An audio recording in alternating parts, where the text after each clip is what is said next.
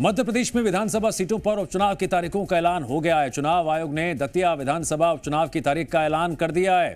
दतिया विधानसभा seat पर उपचुनाव इसीलिए हो रहे हैं क्योंकि कांग्रेस विधायक राजेंद्र भारती को 2 साल से अधिक की सजा मिलने के बाद उनकी विधानसभा सदस्यता खुद समाप्त हो गई थी।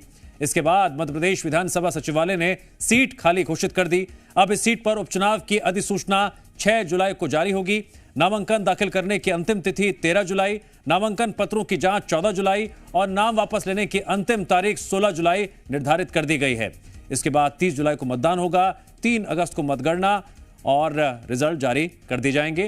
निर्वाचन प्रक्रिया 4 अगस्त तक पूरी कर ली जाएगी। निर्वाचन आयोग के आदेश के मुताबिक अब दतिया विधानसभा क्षेत्र में आदर्श आचार संहिता तत्काल प्रभाव से लागू हो गई है।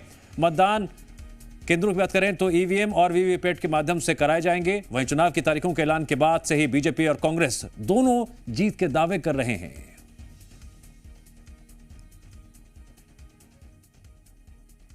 सत्य यह है कि कांग्रेस पार्टी के पूर्व विधायक राजेंद्र भारती जी भ्रष्टाचार के आरोप में न्यायालय के द्वारा दोषी पाए गए और उसके बाद न्यायालय के निर्णय के आधार पर सत्य यह है कि उनकी विधायकी गई। सत्य यह है कि भ्रष्टाचार किया कांग्रेस पार्टी ने, तो भ्रष्टाचार की जीत कैसे हो सकती है। भारतीय जनता पार्टी इन उपचुनावों को लेकर राजनीतिक रूप से रणनीतिक रूप से दोनों रूप से तैयार है और हमको आशा नहीं अभी तो पूर्ण विश्वास है कि इस बार दतिया की जनता का स्नेह और आशीर्वाद भारतीय जनता पार्टी के कमल के चुनाव चिन्ह के साथ, भारतीय जनता पार्टी के प्रत्याशी के साथ रहेगा और हम दतिया उपचुनाव में भारी मतों से जीत हासिल करेंगे। कांग्रेस पार्टी को नैतिक अधिकार नहीं, किस मुंह से जाएंगे उपचुनाव में। भ्रष्टाचारी फिर किसी और को भ्रष्टाचार। चुनाव जो हो रहा है, एक तरफ निर्मला सप्रे पे फैसला नहीं आता, वो फैसला आता तो आप पूरे प्रदेश को पता है कि किस प्रकार का फैसला आया।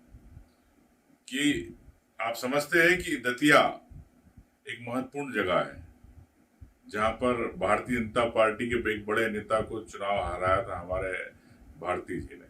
और आप ये भी जानते हैं कि उस नेता के खिलाफ आयोग ने कितने सालों तक याचिका को रखा पेंडिंग, पेड न्यूज को लेके, ये भी आप जानते हैं। लेकिन किस प्रकार से चुनाव आयोग जल्दबाजी में चुनाव कराना चाहता दतिया के अंदर।